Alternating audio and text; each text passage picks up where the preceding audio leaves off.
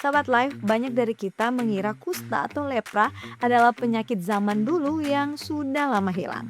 Tapi kenyataannya, di Indonesia penyakit ini masih ada sampai hari ini. Bahkan, negara kita termasuk salah satu penyumbang kasus terbesar di dunia.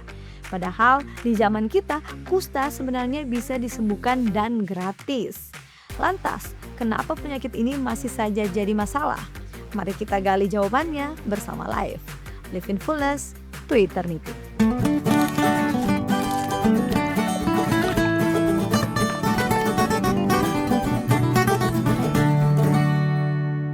Mengapa kusta masih menjadi masalah di Indonesia? Sahabat Life, kusta adalah penyakit menular yang disebabkan oleh bakteri Mycobacterium leprae yang menyerang kulit dan saraf tepi. Kabar baiknya penyakit ini bukan kutukan, bukan pula penyakit keturunan, dan sudah ada obatnya yang manjur. Ini penting kita pahami sejak awal, Sobat Life, supaya kita tidak salah paham dan tidak ikut menyebarkan ketakutan.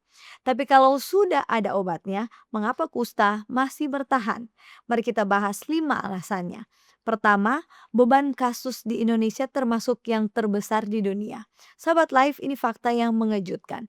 Menurut data Kementerian Kesehatan Republik Indonesia yang mengutip WHO Weekly Epidemiological Record di tahun 2022, Indonesia menempati peringkat ketiga dunia untuk jumlah kasus kusta setelah India dan Brasil.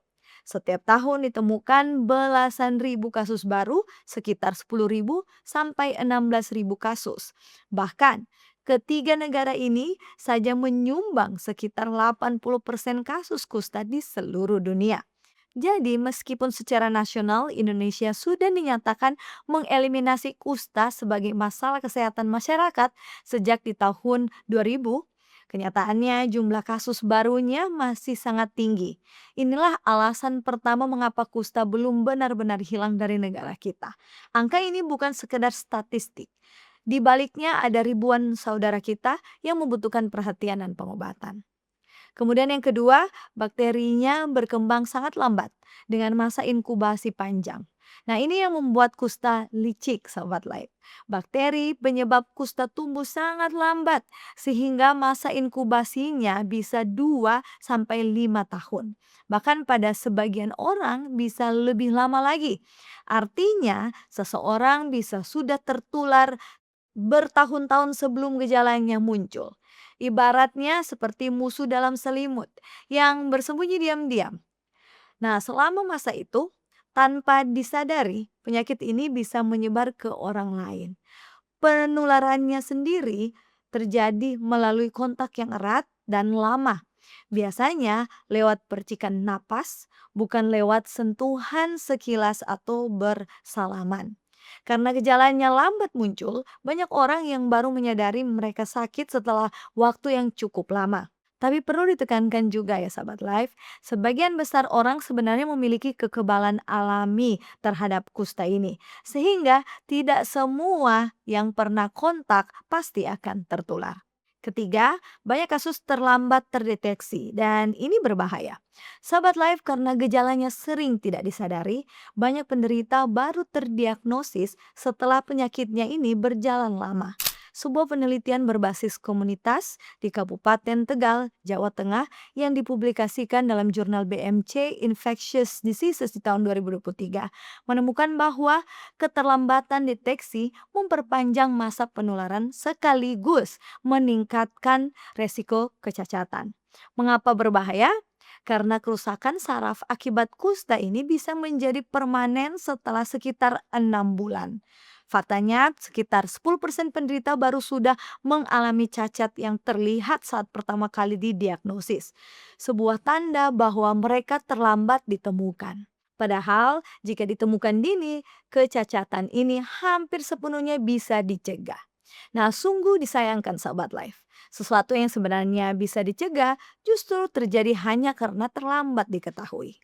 Yang keempat, stigma dan rasa malu membuat penderita menyembunyikan penyakitnya. Ini mungkin akar masalah yang paling menyedihkan, sahabat life. Kusta masih diselimuti stigma yang kuat di masyarakat. Sering dianggap kutukan aib, atau penyakit yang menjijikan. Akibatnya, banyak penderita merasa malu dan takut dikucilkan, sehingga menyembunyikan gejalanya dan menunda untuk berobat. Penelitian di Tegal tadi juga menunjukkan bahwa rasa takut akan stigma berkaitan dengan keterlambatan pengobatan. Dan ketika keterlambatan itu menyebabkan kecacatan, stigmanya justru makin berat, sehingga makin banyak orang takut memeriksakan diri. Inilah lingkaran setan yang membuat kusta terus bertahan. Nah, stigma menunda pengobatan dan keterlambatan pengobatan memperkuat stigma. Untuk memutus lingkaran ini, kita perlu mengubah cara pandang kita, baik terhadap penyakitnya maupun terhadap mereka yang mengalaminya. Kelima, masih ada kantong-kantong endemis terutama di wilayah timur dan daerah padat. Terakhir, sahabat live, kusta tidak tersebar merata. Ada daerah-daerah dengan angka kasus yang jauh lebih tinggi, terutama di wilayah Indonesia Timur seperti Papua, Papua Barat, Maluku, dan Nusa Tenggara Timur, serta di Pulau Jawa yang berpenduduk padat. Di beberapa daerah ini, angka kasusnya masih di atas ambang batas yang ditetapkan WHO. Faktor seperti kemiskinan, kepadatan hunian, gizi, dan akses layanan kesehatan yang belum merata membuat penularan lebih mudah terjadi dan lebih sulit dihentikan. Selama masih ada kantong-kantong endemis ini, kusta akan terus muncul kembali. Karena itulah upaya penanggulangannya perlu difokuskan secara khusus di wilayah-wilayah ini dengan penemuan kasus aktif dan pemeriksaan yang menyeluruh. Sobat Live, kusta masih menjadi masalah di Indonesia bukan karena tidak ada obatnya, melainkan karena deteksi yang terlambat, stigma yang membelenggu, dan kantong-kantong endemis yang belum tuntas ditangani. Tapi mari kita ingat kabar baiknya, kusta bisa disembuhkan dan kecacatannya bisa kita cegah. Kunci ada di tangan kita, bersama mengenali gejala sejak dini, berobat sampai tuntas, dan yang tak kalah penting, menghapus stigma dengan kasih. Seperti teladan Kristus yang menyentuh mereka yang terbuang. Mari kita perlakukan sesama yang sakit dengan belas kasih, bukan dengan penolakan. Dengan kepedulian dan pengetahuan yang benar, kita bisa membebaskan Indonesia dari kusta. Demikian pembahasan kita Sahabat Live, semoga Sahabat Live terberkati. Jangan lupa ikuti terus, like dan subscribe YouTube channel Cornelius Media. Mari kenali dan jaga kesehatan kita bersama Live. Live in fullness to eternity.